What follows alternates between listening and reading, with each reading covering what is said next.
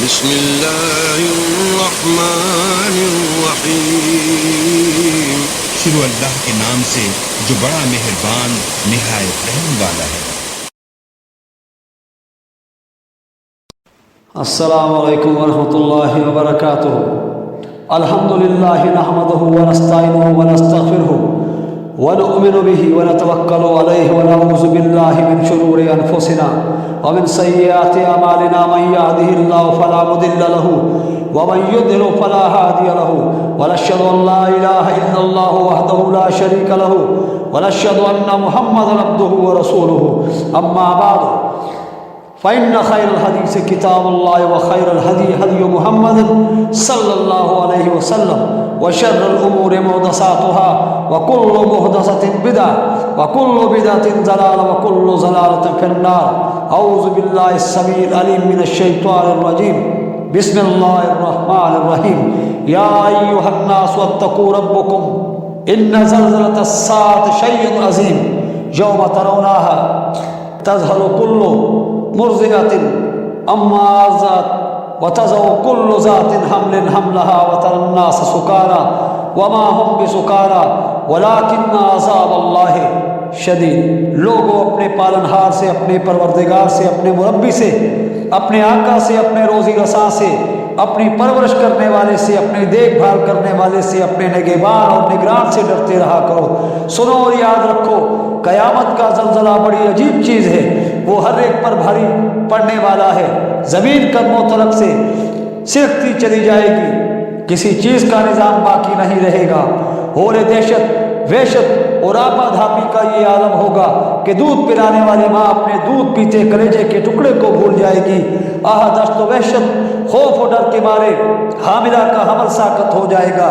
یہی نہیں بلکہ کوئی بھی ہوش و حواس میں نظر نہ آئے گا۔ جدھر نظریں ڈالو، جدھر نگاہ کرو، یہ معلوم ہوگا یا ہزار ہا بدمست بے ہوش نشے باز انسان ہیں، اور یہ منظر کیوں نہ ہو جب زمین پیروں تلے سے سرکتی جا رہی ہے تو قدم کیوں نہ لڑکھڑائیں، جبکہ خود زمین جھٹکوں پر جھٹکے لے رہی ہے تو زمین والے کیسے سنبھل سکتے ہیں؟ اور دراصل نہ کوئی نشے باز ہے، نہ نشے کی چیز ہے، لیکن عذاب خدا ہے جس نے حواس اڑا رکھے ہیں، مصیبت اور سختی ہے جس نے بے آبے کر دیا ہے، عذاب اللہ کی شدت ہے جس نے کھو رکھا ہے۔ مسلمانوں، اپنے رب کی تعریفیں کرو، اس کی بڑائیاں بیان کرو، اس کی پاکیزگیاں بیان کرو، اس کی عظمت و عزت کا اظہار کرو، اس کی نعمتوں کا شکر ادا کرو۔ کیوں جی، کیا قیامت کو ہی یہ ہوگا؟ اس لیے ہم اس سے نڈر ہو جائیں، ہم اس سے نڈر ہو جائیں۔ کیا آج اس وقت وہ ہمیں بد حواس اور بے ہوش نہیں کر سکتا؟ کیا ابھی وہ ہمیں مسلوب العقل اور مخبوط الحواس نہیں بنا سکتا؟ کیا آج وہ زلزلہ بھیج کر تباہ نہیں کر سکتا؟ یہ عقل و سمجھ اس کی دی ہوئی ہے اور اسی کے قبضے میں ہے۔ ابھی اگر چاہے تنکے چنتا اور سر دھنتا کر دے۔ لوگوں، اللہ کی نعمتوں کی قدر کرو اور اس سے عافیت طلب کرو۔ نسأل اللہ العفو والعافیت فی الدنیا والآخرہ۔ الہی ہمیں دنیا و آخرت میں عافیت اور معافیت عطا فرما۔ وعلیکم السلام۔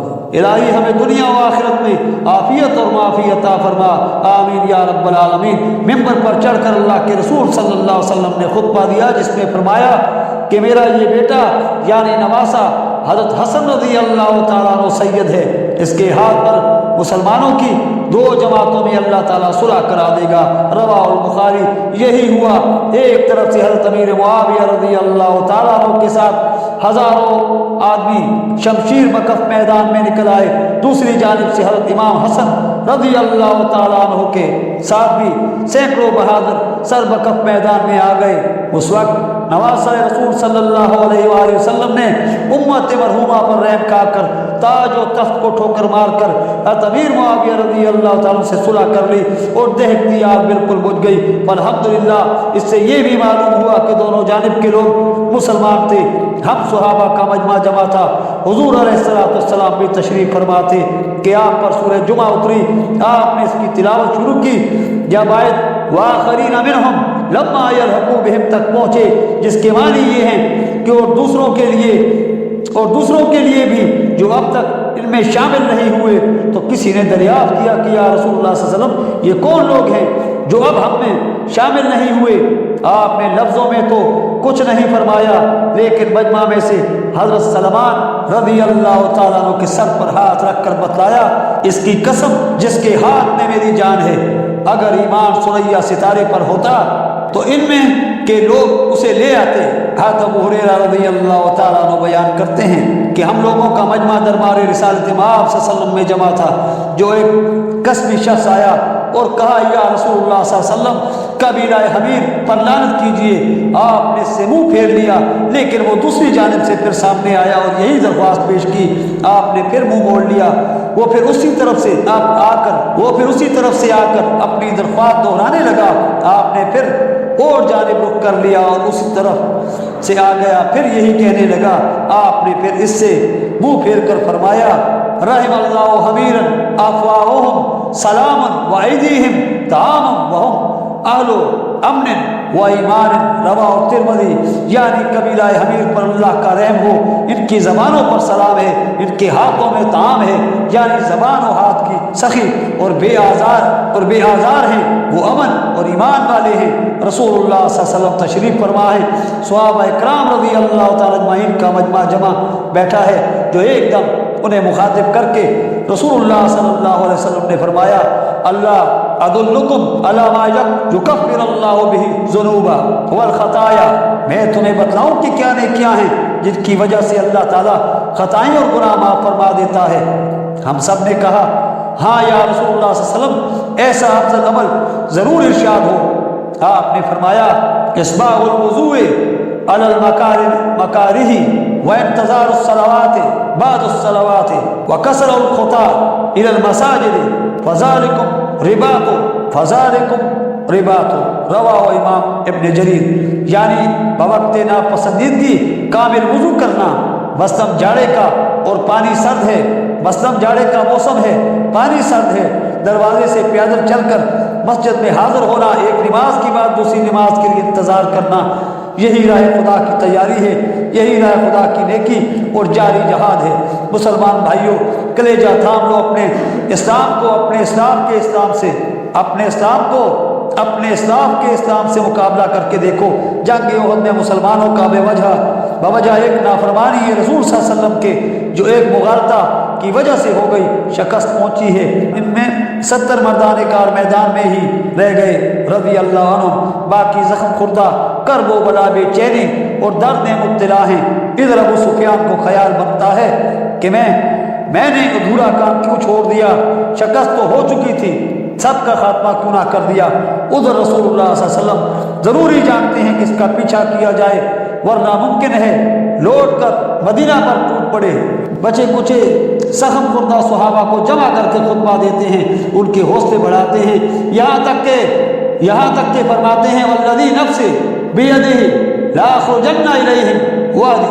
تفسیر نشا پوری۔ اگر آج تم میں سے کوئی میرا ساتھ نہیں دے سکتا تو نادر خدا کی قسم میں اکیلا ان کفار کے مقابلہ پر جاؤں گا، اور ضرور جاؤں گا۔ اب کیا تھا، چلنے کرنے کی بھی جنہیں سکتتا تھی وہ بھی تیار ہو گئے۔ صحابہ کا بیان ہے ایک زخمی دوسرے زخمی کو اپنی پیٹھ پر لاد کر چلتا، جب بے بس ہو جاتا اتار دیتا، لیکن اب ذرا سننا، اب سستا کر یہ زخمی اس زخمی کو اپنے اوپر لاد دیتا، ایک زخمی دوسرے زخمی پر ٹیک لگاتا تو کچھ دیر بعد وہ اس کے سہارے سے چلتا۔ اسی حالت میں اللہ کے رسول صلی اللہ علیہ وآلہ وسلم کے ارد گرد جمع ہو گئے تو حضور علیہ الصلوۃ والسلام نے دوسرا خطبہ دیا، اس میں بھی ارشاد فرمایا لا اريد الان ان يخرج معي الا من حضر يومنا بالامس۔ تفسیر نشاپوری میں میں نہیں چاہتا کہ ہمارے ساتھ کوئی نیا آدمی چلے، وہی چلے جو کل غزوے میں ہمارے ساتھ تھے۔ چنانچہ 70 آدمی تیار ہوئے، جنہیں لے کر حضور علیہ الصلوۃ والسلام سردار کفر اور لشکر کفار کی سمت آگے بڑھے اور سب کو حکم دیا کہ حسبنا اللہ و نعم الوکیل پڑھتے چلے۔ ابو سفیان کو جب حضور کے آگے بڑھنے کی خبر ہوئی تو یہ ہمت ہار بیٹھا۔ اللہ تعالیٰ نے اس کے دل میں دہشت پیدا کر دی اور مرعوب ہو کر واپس مکہ بھاگا، حالانکہ پہلے ارادہ کر رہا تھا کہ لوٹوں اور باقی کو بھی صاف کر دوں۔ اللہ اکبر۔ صحابہ کا عزم و استقلال، بہادری اور شجاعت بے نفسی اور الہیت آپ نے دیکھ لی۔ انہیں کی تعریف میں قرآن فرماتا ہے الذین استجابوا للہ ورسولہ من بعد ما اصابهم الكره للذين احسنوا منهم واتقوا اجر عظيم الذي قال لهم الناس ان الناس قد جمعوا لكم فاخشوهم فزادهم ایمانا وقالوا حسبنا الله ونعم الوکیل وانقلبوا بنعمة من الله وفضل لم يمسسهم سوء واتبعوا رضوان الله والله ذو فضل عظیم۔ اللہ کے رسول صلی اللہ علیہ وسلم ایک آواز پر پھر تیار ہو جاتے ہیں اور تن بتقدیر راہ خدا میں سرخرو ہو کر اپنے خون میں نہانے کے ارادہ سے باوجود نہ چلا جانے کے پھر بھی چل کھڑے ہوتے ہیں۔ ایسے محسن مخلص متقی پرہیزگاروں پر رحمت رب کی بدلیاں کیوں نہ برسیں، انہیں بھرپور اجر و ثواب کیوں نہ عطا ہو۔ انہیں معلوم ہو چکا تھا کہ دشمن بڑے ٹھار سے، بڑے ٹھسے سے، بڑی جمعیت سے، بڑے لاؤ لشکر سے بڑھ رہا ہے، لیکن یہ صبر کے پہاڑ، یہ توکل کے راز صاف کہہ دیتے ہیں ہمیں اللہ کی مدد کافی ہے، اس پر ہمارا بھروسہ ہے، اسے ہم اپنے کام سونپ چکے ہیں، وہ ہمارا وکیل ہے، ہمارا ایمان مادی طاقتوں سے لرزنے والے نہیں، ان کے پیدا کرنے والے پر ہماری نگاہ ہے۔ نتیجہ یہ ہوا کہ اللہ کی نعمت اور اس کی رحمت، اللہ کے فضل اور اس کے کرم سے یہ نواز دیے گئے، انہیں ذرا سی بھی تکلیف نہ پہنچی۔ یہ منظر، یہ مظفر و منصور واپس لوٹے اور دشمنوں کے دل میں خدا نے دور سے ہی دھاک بٹھا دی۔ بے شک یہ رضامندی رب کے، یہ فضل خدا کے مستحق ہیں۔ فرضی اللہ عنہم اجمعین۔ مسلمان بھائیوں، اپنے گریبان میں منہ ڈالو، ہم تو سوئے بیٹھے کام کاج میں، دوست احباب میں، خرید و فروخت میں نمازیں کھو دیتے ہیں، خواہ وفا کے خیالی وہم سے، محض ڈراوے سے دین چھوڑ بیٹھتے ہیں۔ جہاں خلاف سنت لوگوں کا مجمع دیکھا، وہاں ہم پر سنت کی ادائیگی بھی دو بر ہو جاتی ہے۔ بس ہمارے ایمان کا حافظ تو خدا ہی ہے۔ مسلمانوں ہمت کرو، مسلمانوں ڈرپوک نہ بنو، سنت پر عمل کرو، فدائیت اور جانثاری کا جذبہ اپنے اندر پیدا کرو۔ سنو، جینے کا مزہ تلواروں کی جھنکاروں میں، یا خون کے بہتے دھاروں میں، یا تیغ سے جھڑتے شراروں میں، جنت بھی جو گردوں پایا ہے، شمشیر کے زیر سایہ ہے، لے ہاتھ میں شمشیر اب بھی تو، باطل کی صفے چیر اب بھی تو، کر جینے کی تدبیر اب بھی تو، کر حاصل تقدیر اب بھی تو، اٹھ باندھ کمر کیا ڈرتا ہے، پھر دیکھ خدا کیا کرتا ہے۔ لوگوں کے ایک بیٹھے ہوئے مجمع کے پاس سے حضور علیہ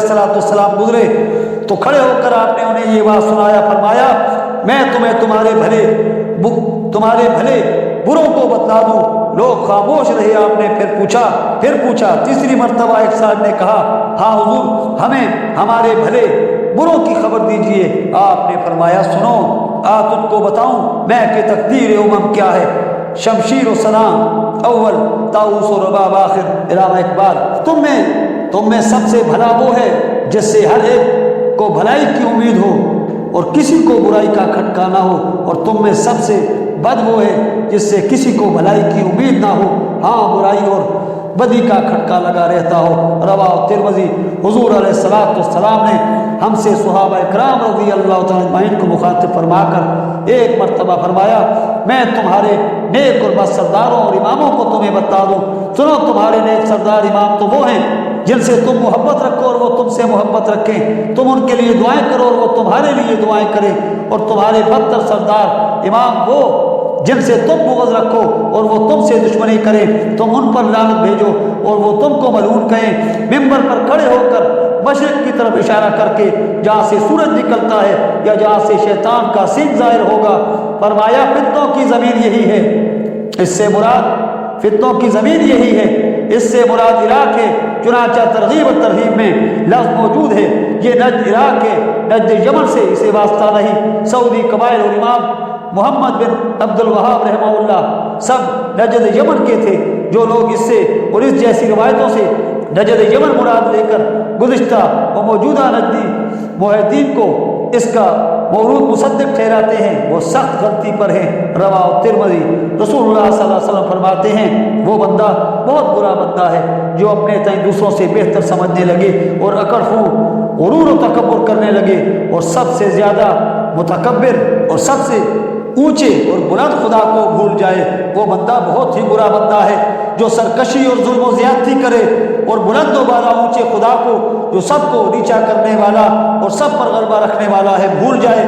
وہ بندہ برا بندہ ہے جو بھول جائے، کھیل کود میں لگ جائے اور اپنی قبر کو اور اپنے سڑنے گلنے کو بھلا بیٹھے، وہ بندہ بھی بدترین بندہ ہے جو فساد اور طغیانی کرے اور اپنی ابتدا، وعلیکم السلام، فساد اور طغیانی کرے اور اپنی ابتدا انتہا کو بھول بیٹھے، وہ بندہ بھی حقیقتاً برا بندہ ہے جو اپنے دین کو شک و شبہ میں فنا کر دے، وہ بندہ بھی واقعی گندا ہے جو طمع و حرص کے ہاتھوں بک جائے، وہ بندہ بھی ایک ہی گندا ہے جسے اس کے نفس کی خواہشیں گمراہ کرتی پھریں، اور وہ بندہ بھی دراصل بدترین بندہ ہے جو دوسروں کے سامنے ذلیل ہوتا پھر محض اس خیال سے کہ شاید کچھ دفعہ پہنچ جائے۔ رواه ترمذی۔ ہمارا مجمع جمع تھا، حضور علیہ الصلوۃ والسلام نے ہمیں آیت یومئذ تحدث اخبارہا پڑھ کر سنائی، یعنی قیامت کے دن زمین اپنی خبریں بتائے گی۔ یہ پڑھ کر آپ نے ہم سب سے دریافت فرمایا کہ جانتے ہو اس کا مطلب کیا ہے؟ ہم نے جواب دیا اللہ اور رسول صلی اللہ علیہ وسلم کو زیادہ علم ہے۔ آپ نے فرمایا جس مرد عورت نے پشت زمین پر جو جو اعمال کیے ہیں زمین وہ سب بتا دے گی، صاف کہے گی اس نے فلاں دن فلاں عمل کیا اور فلاں دن فلاں۔ یہی مطلب اس آیت کا ہے، بروز قیامت وہ اپنی خبریں بیان کرے گی۔ یہی وقت ہوگا جب کہ تمام پوشیدگیاں کھل پڑیں گی، تمام بھید ظاہر ہو جائیں گے، ذرے ذرے کے برابر نیکی بدی سامنے ہوگی۔ اللہ عوراتنا وآمن رواتنا، رواه ترمذی۔ عمر بن خطاب رضی اللہ تعالیٰ کا بیان ہے کہ حضور علیہ السلام نے نجد کی طرف ایک جماعت کو بھیجا جو بہت کچھ مال غنیمت لے کر بہت جلد واپس لوٹنے والی اور اس سے زیادہ مال غنیمت حاصل کرنے والی دیکھی ہی نہیں۔ تب حضور علیہ السلام نے ہم سے مخاطب ہو کر فرمایا کیا میں تمہیں اس سے بھی جلد لوٹنے والی اور اس سے بھی زیادہ نفع لے کر آنے والی جماعت بتاؤں؟ یہ وہ لوگ ہیں جو صبح کی نماز ادا کر کے بیٹھے رہے اور ذکر اللہ کرتے رہے یہاں تک کہ سورج نکل آئے، یہ سب سے کم وقت کام کرنے والے اور سب سے بڑی اجرت پانے والے ہیں۔ رواه ترمذی۔ مومن بھائیو، ہمارے تمہارے سامنے یہ خطبے ان کے ہیں جو عام انسانوں کے ہی نہیں بلکہ نبیوں کے بھی خطیب ہیں، اور یہی نہیں بلکہ قیامت کے میدان میں بھی بس ہمیں خوش ہونا چاہیے، ہمیں ان خطبوں کو غنیمت سمجھنا چاہیے، ان کے ایک ایک حرف کو اپنی زندگی کا نصب العین بنا لینا چاہیے۔ سنیے رسول خدا صلی اللہ علیہ وسلم فرماتے ہیں سب سے پہلے قیامت کے دن اپنی قبر سے میں اٹھوں گا، جب تمام دنیا خدا کے سامنے قیامت کے دن پیش ہوگی تو ان سب کی طرف سے سب سے پہلے بولنے والا اور خطیب میں ہوں گا۔ جب سب مایوسی کی حالت میں ہوں گے اس وقت انہیں خوشخبری سنانے والا بھی میں ہوں گا۔ حمد کا جھنڈا اس دن میرے ہاتھ میں ہوگا، میرے رب کے پاس مجھ سے بڑھ کر کرامت و عظمت والا اس دن اور کوئی نہ ہوگا۔ میں یہ فخریہ نہیں کہہ رہا ہوں بلکہ واقعہ بیان کر رہا ہوں، اور حدیث میں ہے اذا کان یوم القیامت کنت امام النبیین وخطیبہم وصاحب شفاعتہم غیر فخر۔ رواه ترمذی۔ قیامت کے دن تمام انبیاء کا امام میں ہوں، ان سب کا خطیب میں ہوں، ان سب کا شفاعت کرنے والا میں ہوں۔ فصلی اللہ علیہ وسلم۔ شکر کرو کہ اس خطیب الاولین و آخرین کے خطبے آپ سن رہے ہیں۔ اللہ تعالی ہمیں عمل اور ایمان کی بھی توفیق عطا فرمائے، آمین یا رب العالمین۔